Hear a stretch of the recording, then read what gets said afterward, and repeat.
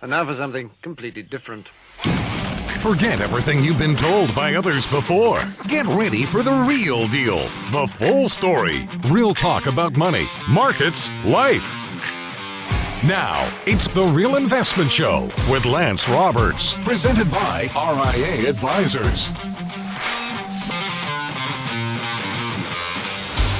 And good morning and welcome to the show. It's back to another week, and unfortunately, it is also tax day, which means if you have not filed an extension yet, you have to have your taxes filed in the mail, stamped by midnight tonight. So don't forget, and don't be shocked. I'm hearing a lot of stories. People are winding up owing money this year because of some of the sunsetting on the tax provisions, and more of that to come, by the way.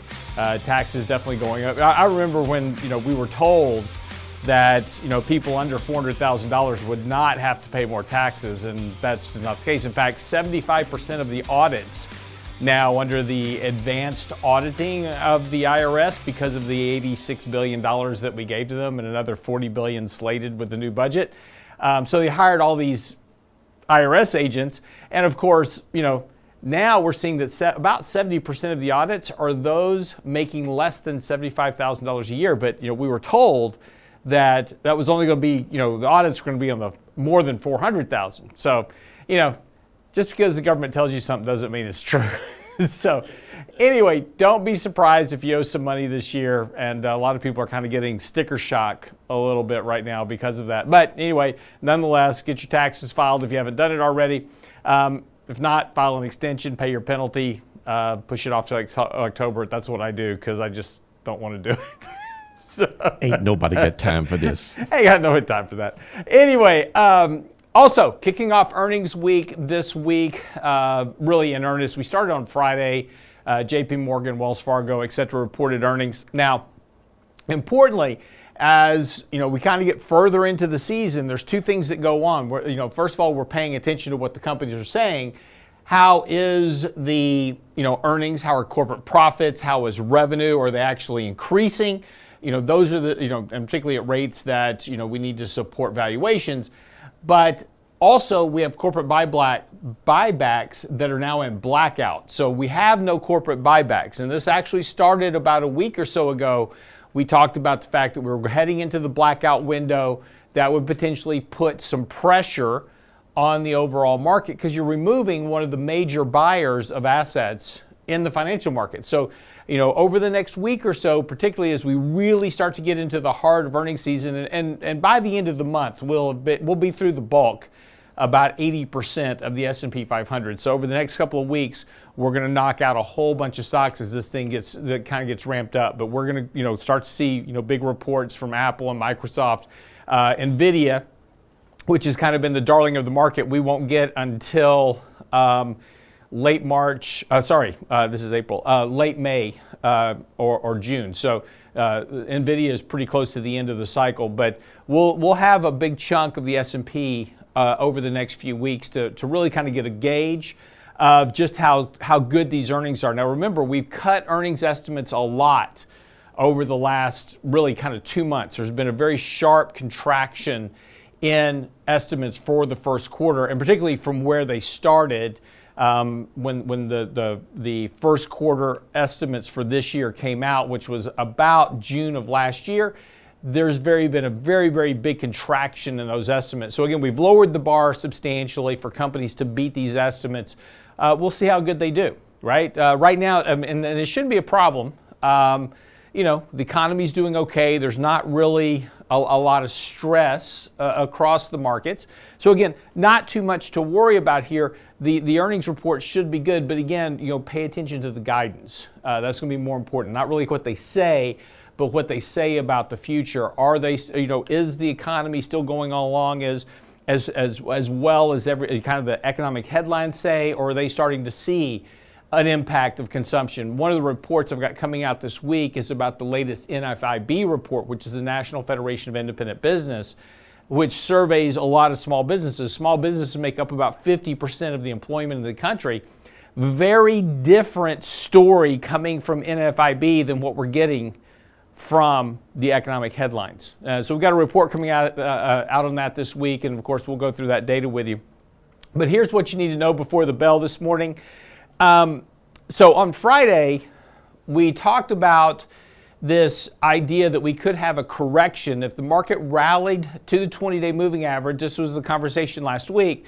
If the market rallied to the 20-day moving average and failed, we would likely test the 50-day moving average. That's exactly what happened last week. And as we talked about, we had seen this kind of slowing of momentum in the markets. And this is really kind of the conversation and topic of the newsletter this past weekend as well, is that we saw this kind of slowing of the momentum. So this very tight trading range we had running along the 20-day moving average was showing real signs of weakness. And we had started kind of topping here just recently. Had set several attempts kind of at this top of the market. The market really kind of struggled there, started seeing that sign of loss of momentum. And then, of course, Thursday of last week, we initially broke that 20-day moving average. That was the first crack, really, in the markets that we've seen in quite some time. And we said then, on the Thursday before last, we said, okay, what we're looking for here is, again, don't knee-jerk reaction on this break. Look for a failed retest of the 20-day moving average. Well, the next day, the market rallied and actually got back above the 20-day, kind of tried to hang in there a bit, gave up that attempt, and then, of course, on Friday, we sold off and actually tested the 50-day moving average. So here's the issue now. So now, do you sell now, right? It's never quite that clear, unfortunately. By the time, normally, when markets, go through a corrective process, and we're starting into a corrective process, I should say, and you kind of go through this little period of gyration, kind of trying to get to that confirmed signal in the markets. And we now have that confirmed break of the trend that we were talking about. However, by the time that occurs, the market typically gets fairly oversold. And that's where we are now. So here's where it gets a little bit dicey. Be careful, don't sell right out of the gate this morning. Markets are likely going to open up this morning. We're up about 20 points or so. The Nasdaq's looking up about 104 points according to the futures right now. So again, we're going to have a nice little bounce coming out of the gate this morning. Use that bounce as an opportunity if you need to start reducing risk in your portfolio or rebalancing things. This is what you're looking for. You're looking for this type of activity.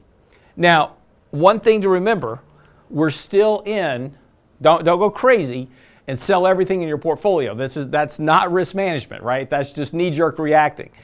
Remember, we're still in the seasonally strong period of the year. We're moving into earnings season, which is likely going to still be fairly good. So don't overreact here. And on this rally, yes, use whatever rally we get today, tomorrow, next day or so. Use that to rebalance risk in your portfolio. However, if the market gets back above the 20-day moving average, which is entirely possible, we're going to start kind of moving back up because we've now actually had a test of the 50-day. So again, this is that dichotomy in the markets. This is one of those things that kind of trap investors from time to time, is that the markets can do things you really don't think they should. It's like, okay, we've had this huge run, and now the market's correcting. We're going to have a much deeper correction. It's possible. But if we go back to 2021, we saw a lot of this action in 2021. We'd have sell-offs to the 50-day moving average, market rally right back up and keep going. So we had a very low volatility advance for quite some time in 2021. So that's exactly potentially what could happen here. So my point is that as you start to manage the risk in your portfolio, move slowly. Don't do big moves all at one time. Let the markets kind of dictate. If we rally, fail, take out the 50-day, more action is taken at that point. So again, be a little cautious, be slow, but that's what you need to know before the bell this morning. We'll come back and talk more about this in detail, along with some charts and graphs from this weekend's newsletter, coming up next on The Real Investment Show.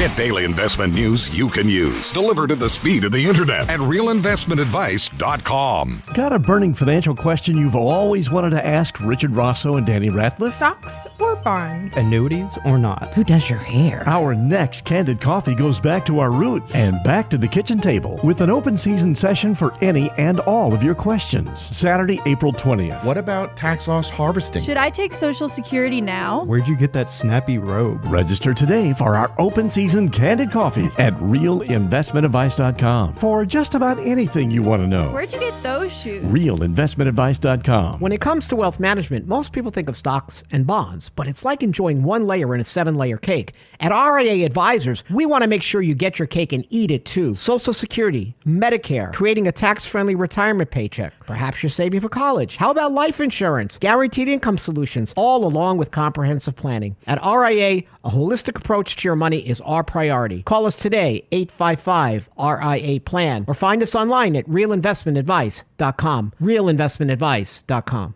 The Real Investment Show. Small businesses are discovering that attracting and retaining top talent come down to more than just salary. In today's highly competitive job market, compensation is more than just wages. Hi, I'm Tom Allen, RIA Advisors Retirement Plan Consultant. Healthcare and retirement plans can make the difference in hiring and retaining the best employees. We can show you how to build an affordable, effective employment package that delivers true value for your workers and your business. Call me toll-free at 855-RIA-PLAN or online at realinvestmentadvice.com. And now, another page from the Real Investment Advisors Investing Manifesto. Bulls win in bull markets. Bears win in bear markets. Eagles soar above and take advantage of opportunity. Let us help you soar as you reach your financial goals with RIA Advisors. Neither bull nor bear. RIA Advisors, 281-501-1791 or online at realinvestmentadvice.com. You're listening to The Real Investment Show.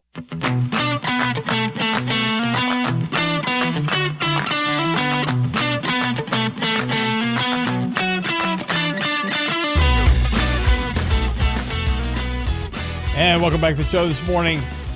Can't leave y'all for the weekend. Can y'all just not behave yourself, right? On Friday, I'm working. Take off for the weekend, and then over the weekend, y'all are letting Iran attack Israel and all kinds of stuff. Behave yourself on the weekends, right? We got stuff to do here. That was, of course, the big headline over the weekend was, of course, these drones and missile strikes coming by Iran on Israel, and of course, tons of emails on Saturday. It's like, oh my gosh, what does this mean? And I was very I just spilled coffee here. So, yeah. So, a couple of things is that, when that occurred, just got tons of emails and things that were going on, about the potential devastation that, this was going to cause. Is this the beginning of World War III, et cetera. Unfortunately, or I should say fortunately, and this is one of the things we talked about last week, is that, cooler heads would hopefully prevail, right? And Israel came out over the week on Sunday and said, hey, we're not necessarily want to, go into further escalation here. It's okay. You did your thing, we did our thing, and so let's just kind of pause it here momentarily. And that's good, right? So markets are responding to that this morning. So, what on Friday night, Saturday, as this was beginning to pick up steam, everybody was worried we're going to come into, the markets on Monday and, have very sharp declines because of this event. And again, fortunately, that didn't happen. And futures this morning are pointing higher. And again, this was, kind of all predisposed at, to kind of, the environment that we're looking for, right? So over the weekend, again, while I was writing about, kind of this break in the market and what does this mean and kind of going through that. And so, again, let's go back to that kind of that chart I was just showing you. This a little bit different version of the chart. And, this is the market. And you can see that, we had this, kind of running trend line, from the kind of November lows And the market kind of bounced off that Thursday before last, rallied back above the 20-day, as we were just talking about a minute ago and before the bell. And then we broke lower on Friday and tested that 50-day moving average. And that's where we're sitting right now. Now, again, certainly there's certainly a lot of things that are going on here. And as you see by this bottom chart, we're very oversold. And normally when you're this oversold, you're going to get a bounce. And so we're kind of seeing that bounce potential this morning. And this is what I was saying, be a little cautious about kind of knee-jerk reacting. Well, Lance said, if we break the 20-day and get a confirmed break, then that's the big significant move lower. And, it happened very quickly on Friday, and we got very oversold on Friday as well. So again, this market's moving very, very rapidly right now. And so, we just want to be a little bit, as I was saying, we just want to be a little bit cautious about moving too quickly in the markets. And this is particularly the case because liquidity still remains fairly decent in the overall markets. And again, so we, create this liquidity index from the Federal Reserve. And, liquidity still stable at this point. It's just going kind of up and down, back and forth, but it's rising along trend. Now, the data is as of last Wednesday. The Fed updates their data every Wednesday, so this is as of last Wednesday. But the overall liquidity is still tracking the markets. So again, again, not a reason at the moment. And if we take a look at bank reserves, which get kind of loaned out to hedge funds, et cetera, and provide market support, those are rising as well. So again, there's not a huge amount of concern with the overall markets right now. And again, this is what I'm saying. Be careful about overreacting. Do you want to do some risk management? Absolutely. Right?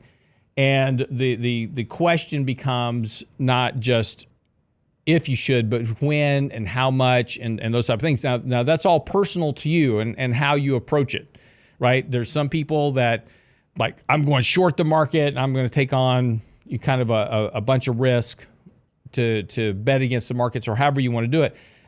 That's fine. That's the way you manage your money. That's completely okay. If you're a longer term investor, we don't need to trade. We just need to kind of nip and tuck a little bit, right? Just manage that risk and make decisions that we can live with for, a period of time as markets kind of go through its evolutions and its stages, et cetera.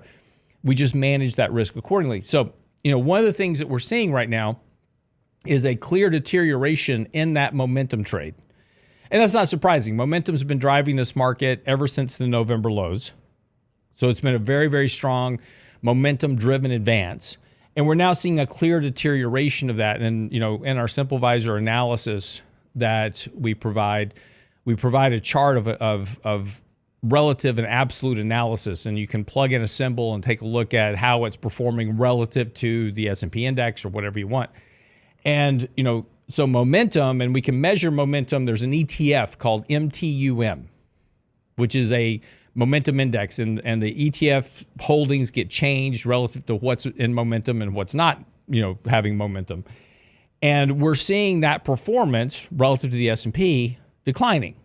And that's that declination, I should say, of that momentum. And over the last 10 weeks, you can see that momentum moved from the very upper right-hand corner, which is an extremely overbought, extended kind of phase for any asset class, has moved from that upper right-hand corner down more towards the center where the S&P. So the S&P is basically the crosshairs.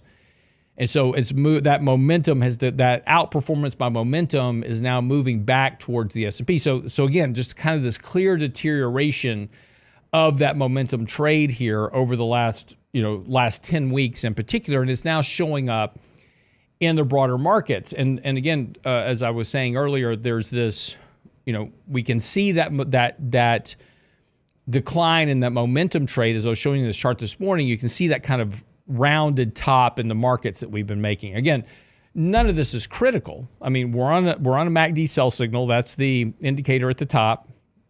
Bottom momentum is definitely declining. So you're seeing that decline, right? Certainly reasons for caution, right? But not reasons for panic. We can go through this from time to time, and these can be kind of, you hear this term called buy the dip, right? So this could be a buy the dip moment. We won't know that yet, but again, futures are pointing higher this morning. We're definitely going to get a bounce, as we were talking about, before. Is that and you definitely use this bounce to tweak as needed, right? If you've got something that's really kind of lagging, underperforming, et cetera, use this bounce to trim it back a bit. If you've got something that's kind of was set up to hedge, add your hedges, right? So you can do a variety of things, but let this market bounce a little bit, because that's just the way markets are going to work. And so the kind of the initial goal here is to get back towards that 20-day moving average, fail there, which will then turn that 20-day from previous support now into confirmed resistance. And so now you've got a definite overhead level where the markets are going to stop. And then that's going to really help you confirm that we've put a top in. If we take the 50-day out, then you've got several layers lower before we get to kind of the bottom of a potential bigger correction. And again, that's only it. And again, there's no guarantee we're going into a bigger correction, right? We may be, but it's early. So we have to let things kind of play out a bit as we go. Now, and this is the important part, right? If we take a look at the deviation of the market from its long-term mean and its long-term growth trend, right, we're extremely extended. So we are due, like we were back in 2020 as an example, heading really kind of January, February of 2020, we were very, very extended. And that was that kind of Fed bubble where we were at back then. And so this kind of a corrective event should not be surprising, because we need to work off some of that long-term deviation. So a bigger correction is definitely in the making somewhere along the way, but that doesn't mean now, right? But, between the deviation of the market from this long-term moving average and, the increases in margin debt we talked about last week a bit, margin debt's been rising. That's just a function of consumer sentiment, right? The more excited people get about the markets, et cetera, they go ramp up margin. So, but if we start getting into a bigger correction, that's going to have to get reversed. They'll have to clear up that margin. So that'll help fuel some of the selling when the market begins to sell off. But again, this is all the potentials that are out there. There's no guarantees of anything. Because again, it's like Star Wars. The Force is strong with this one, right? The markets have a lot of bullish momentum behind them. Investors are very, very optimistic about the markets at the moment. Our Fear Greed Index, we run a 4-week average of that. That's near some of the highest levels we've had previously. Normally coincides with corrections, yes, but it can go higher from here. There's still room for it to move higher. So again, the whole point about this conversation this morning is use the rally today to begin hedging some risk, but don't go crazy with it. Small baby steps, right? Inches, how we win this game. Let the market kind of dictate when we get more and more negative by confirming breaks of major support, right? All right. Quick break. We'll come back. Got some other stuff to get into this morning. All the charts, graphs, etc. for that report in this weekend's newsletter. It's on the website now, realinvestmentadvice.com. If you're not subscribed to our weekly newsletter, make sure you do it. It's absolutely free. We email you the report every Saturday morning. Have something to read for the weekend. All right, be right back after the break. Don't go away. The Real Investment Advice blog. It's required reading for the informed investor. Catch it today at realinvestmentadvice.com. Got a burning financial question you've always wanted to ask Richard Rosso and Danny Ratliff? Stocks or bonds? Annuities or not? Who does your hair? Our next Candid Coffee goes back to our roots and back to the kitchen table with an open season session for any and all of your questions. Saturday, April 20th. What about tax loss harvesting? Should I take Social Security now? Where'd you get that snappy robe? Register today for our open season Candid Coffee at realinvestmentadvice.com for just about anything you want to know. Where'd you get those shoes? realinvestmentadvice.com. Hi, Lance Roberts here. If you're like most people, your 401k plan represents the bulk of your retirement assets. And unfortunately for many, managing your 401k plan can be difficult. There's so many choices, so many things to consider. With just a quick email, a couple of questions, you can put RIA advisors to work for you managing your 401k plan. Just simply click Ask a Question at realinvestmentadvice.com or give us a call at 855-RIA-PLAN. That's realinvestmentadvice.com. The Real Investment Show. And now, another page from the Real Investment Advisors Investing Manifesto. Manage risk and volatility rather than trying to manage gains. You don't have to be right all the time. Long-term investing success is a 70% gain. Let us help you reach your financial goals with RIA Advisors. Neither bull nor bear. RIA Advisors, 281-501-1791 or online at realinvestmentadvice.com. Can't catch the whole show now? Listen to our podcast later at realinvestmentadvice.com. You've heard about this quiet quitting where, I'm just not being paid enough to do my job, so I'm just going to not really do my job. They now have a thing called the Bare Minimum Monday. The Real Investment Show podcast. Basically just doing the bare minimum on Mondays just to get your paycheck and go home. Ultimately, the people who run the business go, well, if you're going to do the bare minimum, I'm going to do the bare minimum and not need you anymore. At realinvestmentadvice.com. At some point, somebody's got to work. That's kind of the way it works. When it comes to wealth management, most people think of stocks and bonds, but it's like enjoying one layer in a 7-layer cake. At RIA Advisors, we want to make sure you get your cake and eat it too. Social Security, Medicare, creating a tax-friendly retirement paycheck. Perhaps you're saving for college. How about life insurance, guaranteed income solutions, all along with comprehensive planning. At RIA, a holistic approach to your money is our priority. Call us today, 855-RIA-PLAN, or find us online at realinvestmentadvice.com. realinvestmentadvice.com. Health and financial security touches everyone within your organization. Offering benefits for all doesn't need to be complicated. Hi, I'm Tom Allen, Senior Benefits Consultant at RIA Advisors. RIA Benefits provides independent expertise to find solutions that speak to the mission of your business, the culture you want to establish, and the budget you are able to work within. Book a free consultation with me at realinvestmentadvice.com/retirement, and we'll find a solution that takes care of your most important asset, your people. realinvestmentadvice.com/retirement, realinvestmentadvice.com. The Real Investment Show YouTube channel has all our videos ready for your easy access, like Technically Speaking Tuesday, Financial Fitness Friday, plus each day's radio shows. Subscribe and bookmark our YouTube channel at realinvestmentadvice.com. You're listening to The Real Investment Show.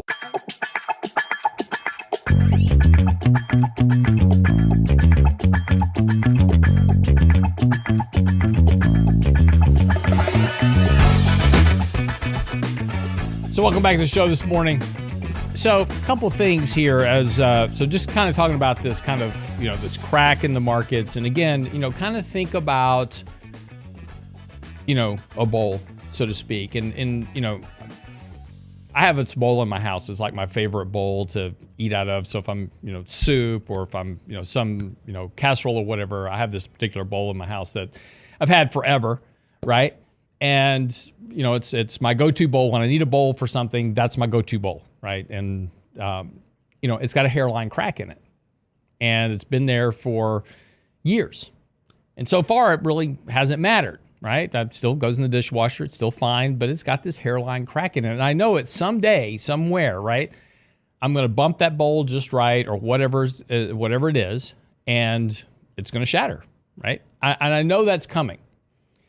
So I just kind of treat it as genteelly as possible because I really like this bowl, right? It's hard to come up with, good bowls these days. So anyway, it's my favorite bowl. Get the point. So it's kind of like the market, right? The market has just done great this year. At one point, we're up 10%. We're still up 7.5% for the year, and it's only April, right? So if you're talking about I need a 6% annual rate of return, well, you've already got that this year. So you could just, if your goal is to make 6% a year, just sell all your stuff, go home, wait it out, and we'll start again in January, right? So you've already locked in your 6 for the year. But, it's just not the way people invest, but you get the point, right? So, but there's certainly a crack in the bowl right now in terms of the market. And, this is markets trying to come to grips a bit with the fact that inflation has been a bit stickier than what the Federal Reserve had suggested, right? And that the Fed may not be able to cut rates as quick. So all of a sudden, higher for longer is becoming too high for too long for the markets a bit. And, this is ginning up a whole bunch of narratives about a whole variety of different things. So be careful with narratives, as we always talk about. But at the same time, you have the Federal Reserve still talking about cutting rates this year. We just don't know how much. The market was at 7 rate cuts this year, which was a big reason for that rally from the November lows that we had. And, the market was up when the market was at its peak, we were up 20% from the November lows. So that 20% rally was all based on a narrative of 7 rate cuts. Well, since then, the market has now cut back those expectations to about 2 this year.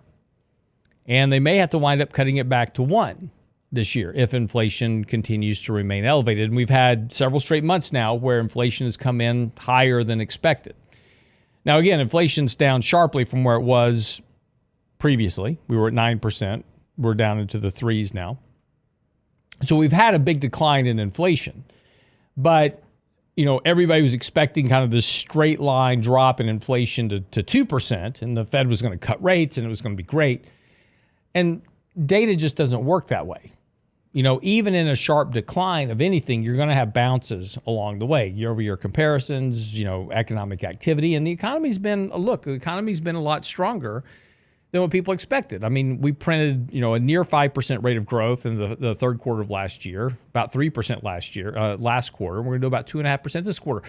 So GDP's been very strong. And if GDP is strong, that means you've got economic activity. That's where the economic growth comes from. So that's going to keep prices elevated. The question is, can you sustain that, right? So now we're starting to get a bunch of narratives, and I have an article that we'll discuss in the morning. I'll have an article posted in the morning, and we'll discuss it tomorrow, talking about the reflation trade, because this is the new narrative.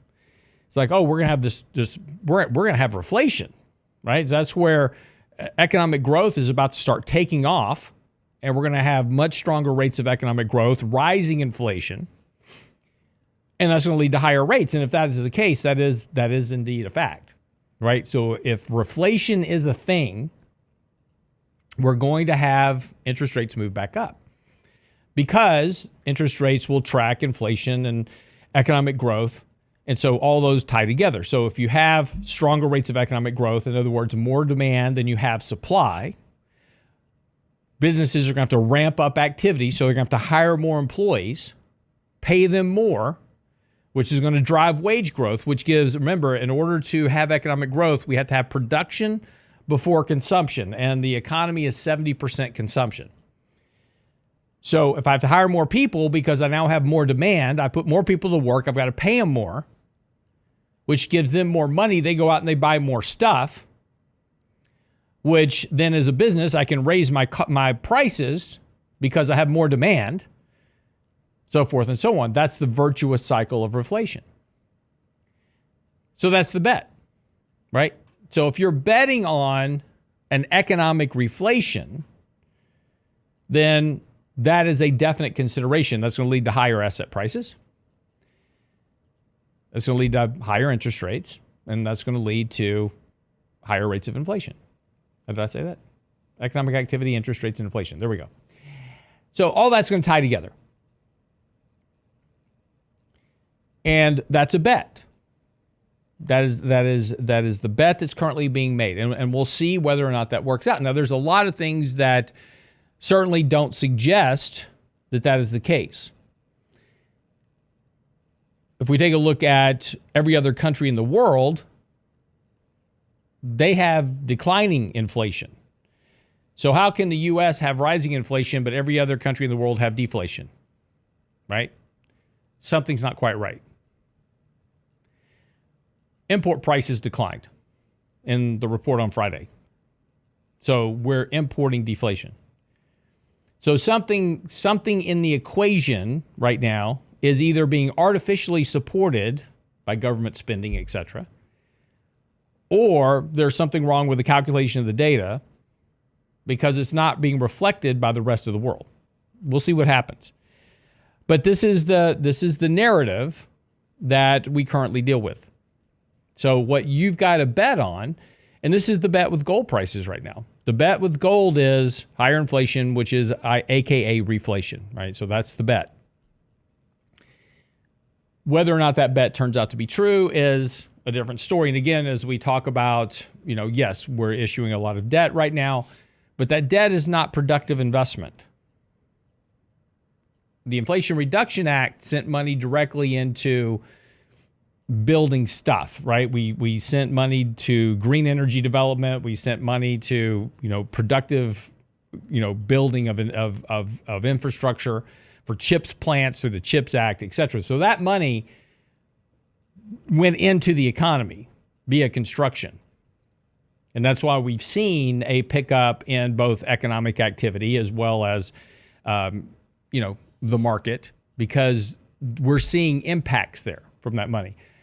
We're issuing a lot of money, a lot of debt right now just to pay interest payments and spending that is just on welfare, et cetera, which is a non-productive use of debt, and that is deflationary longer term.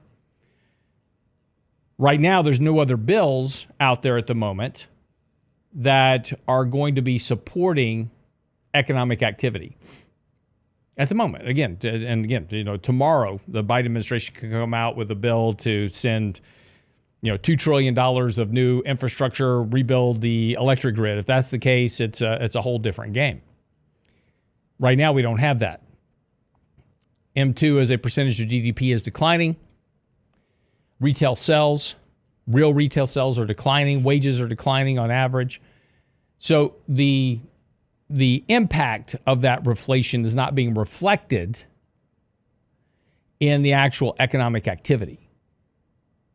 So either, if we're going to have this reflation trade, we need to see a reversal of retail sales. Those have to get stronger. Why? Because remember, inflation and economic growth are all about supply and demand. So since the economy is 70% consumption, personal consumption expenditures, 40% of that PCE is retail sales. So y'all have got to go out and start spending a lot more money. Start buying more stuff, creating more demand in the economy. And again, we're getting some of that demand, some of this trade that's going on. And we wrote about this on Friday. If you haven't read the article yet, the article's on the website talking about illegal immigration and the impact on the economy. Part of this quote-unquote reflation that we've seen, this stronger economic growth we've seen, has been from this influx of immigration into the economy. They are coming in.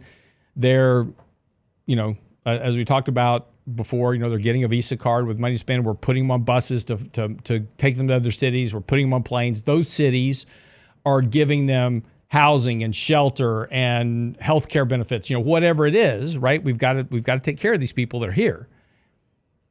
But all that feeds into the economy, right? I mean, it just doesn't vaporize. The people that own the houses or the buildings, et cetera, where these immigrants are being housed, the bus companies that are transporting them, the airline companies that are transporting them, they're getting money from the government, which is feeding into their revenue, right? So that's helping sustain economic growth, right?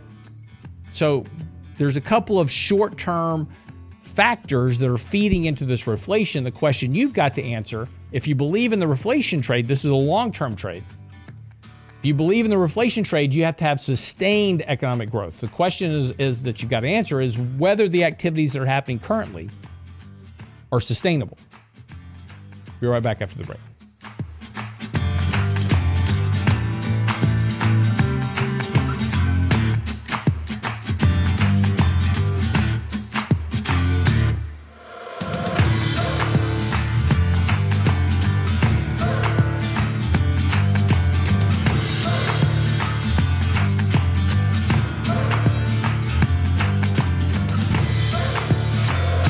Get daily investment news you can use, delivered at the speed of the internet at realinvestmentadvice.com.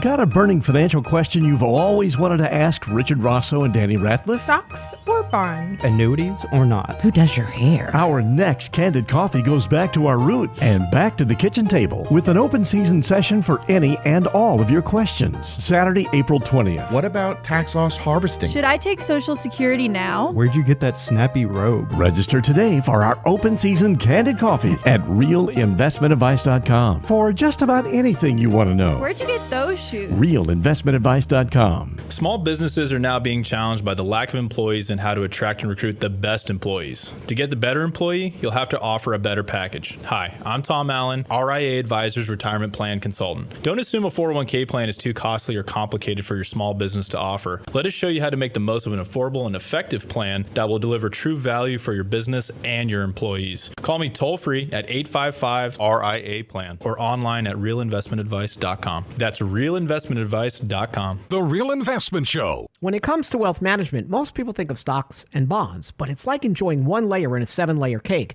At RIA Advisors, we want to make sure you get your cake and eat it too. Social Security, Medicare, creating a tax-friendly retirement paycheck. Perhaps you're saving for college. How about life insurance, guaranteed income solutions, all along with comprehensive planning? At RIA, a holistic approach to your money is our priority. Call us today, 855-RIA-PLAN, or find us online at realinvestmentadvice.com. realinvestmentadvice.com.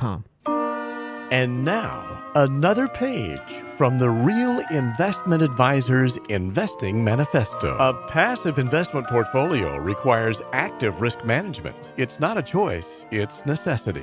Diversification doesn't protect against risk of loss. Let us actively help you reach your financial goals with RIA Advisors. Neither bull nor bear. RIA Advisors, 281-501-1791 or online at realinvestmentadvice.com. You're listening to The Real Investment Show.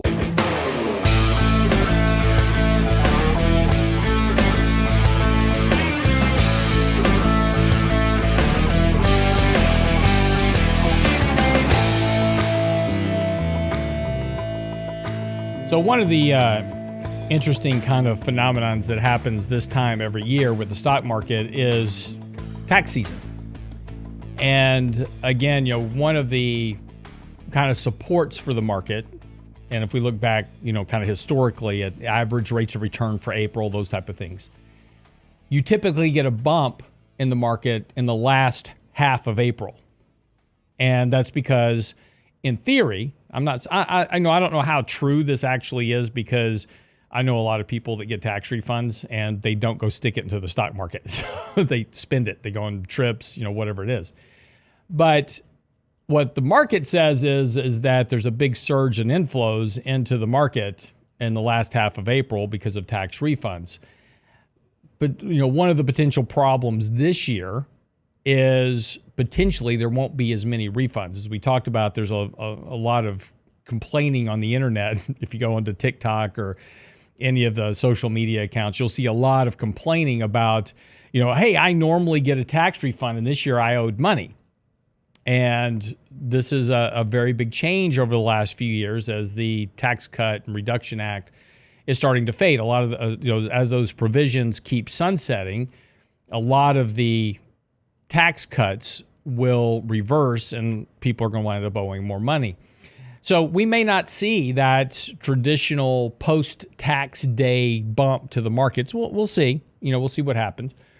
But interesting article out today that's talking about taxpayers waiting for a refund check usually get their money within 21 days of filing a return. The unlucky ones can sometimes wait years, and this is due, and I'm just kind of summarizing now, refunds are delayed when the IRS, flags a return for a variety of reasons. Now that you have 87,000 new auditors in the IRS because of the money that was appropriated under this administration to the IRS, if the normal budget of the IRS is like $15 billion a year, and I can't remember the exact number. Brent, how much did the increase like $40 billion? I thought it was, for 87,000 right. agents. Yeah. So, and then there's another like 12 or 13 billion inside of the new budget that the Biden administration put out. So the actual annual budget is like $15 billion a year, and we just gave them like 3 years worth of their operating budget all in one chunk to hire these auditors with. So you've got a lot, and as I was saying earlier in the show, you've got a lot of people now all of a sudden that are below $75,000, which in income, which normally get a tax refund. They are being audited. And that's going to, and of course, if you're going through an audit, you're not getting your tax refund. So, and that's one of those things that ties up those tax refunds over very long periods of time as you have to go through your records and prove your deductions and all those type of things. So, this is potentially going to be, one of the kind of impacts to the markets over the next, couple of weeks as we kind of start, if, and again, kind of going back to our original point of the show this morning, if we are beginning a bigger correction in the markets, which we're due for, 5 to 10%, that's completely normal. If we're in the process of having that 5 to 10% correction, then, a delay of tax refunds or having people having to pay tax refunds, we may not get that bump in the market. We'll see, right? It's too early to tell. But again, these are going to be some of the issues that we work on over the next few weeks. And again, just as we were talking about earlier in the show, don't overreact. Again, futures are, the Dow's looking to be up about 200 points right now at the open. NASDAQ's up over 100. S&P's up about 20 this morning, 28 now. It's been improving this morning. So again, there's, this kind of short-term selling we had last Friday.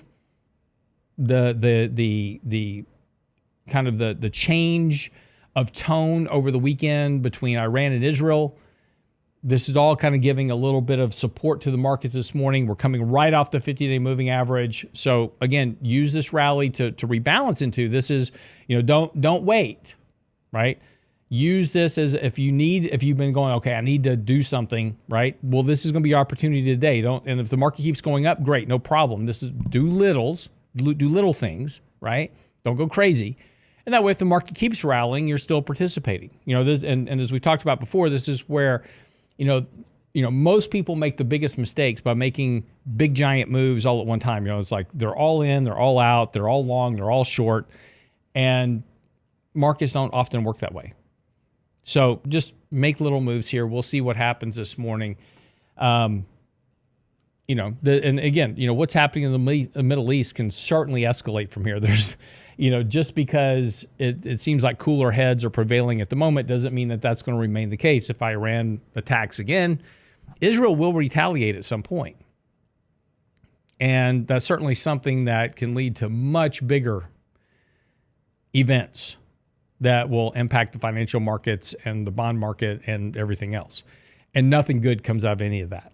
So again, let's hope that cooler heads prevail, but don't dismiss it entirely. And, right, and that's what I'm saying. Just make small moves. Let the markets tell you what you need to do next.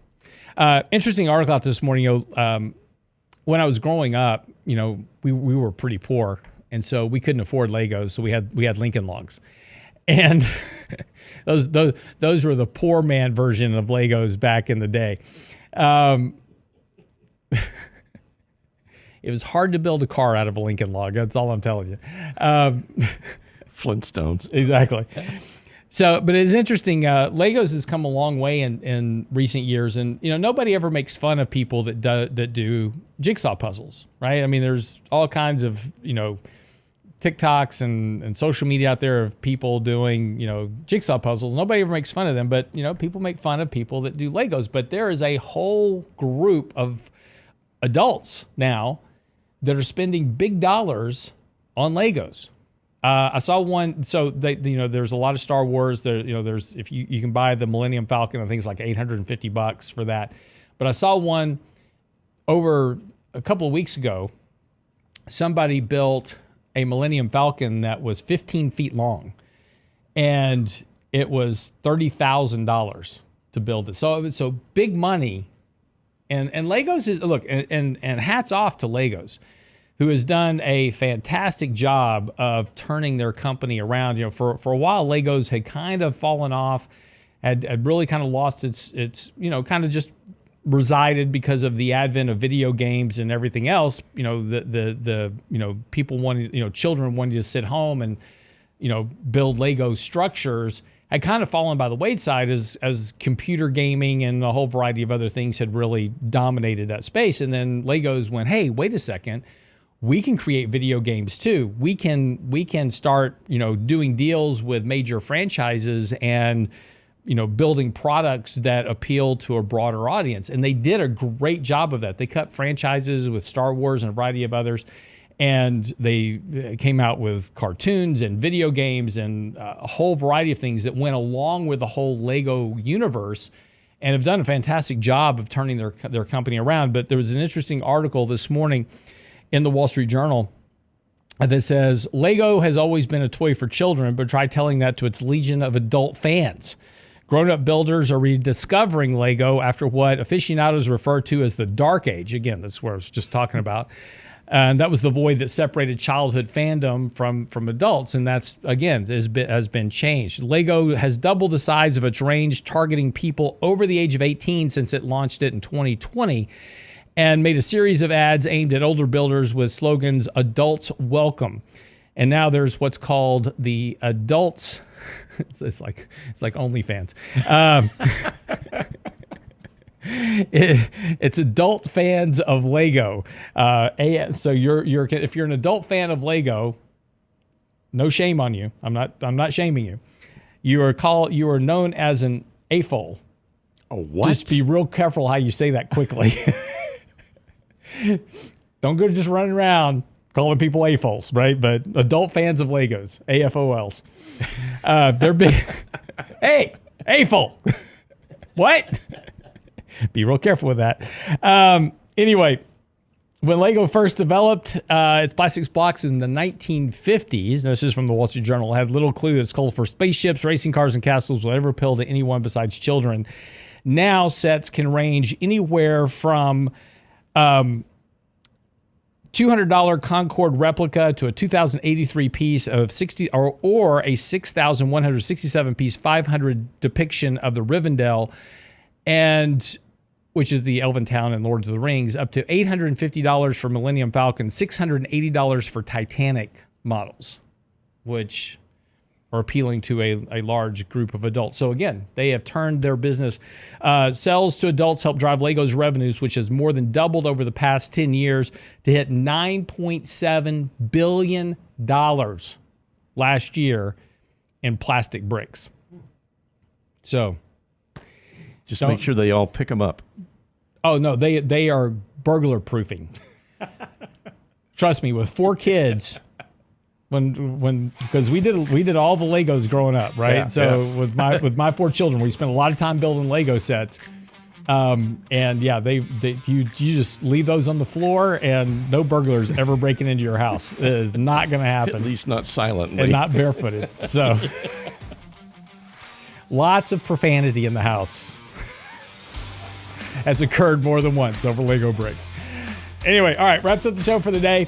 Have a great day. We'll be back tomorrow. We'll talk about the Reflation Trade more in depth tomorrow. I've got all the attendance charts and graphs for you then.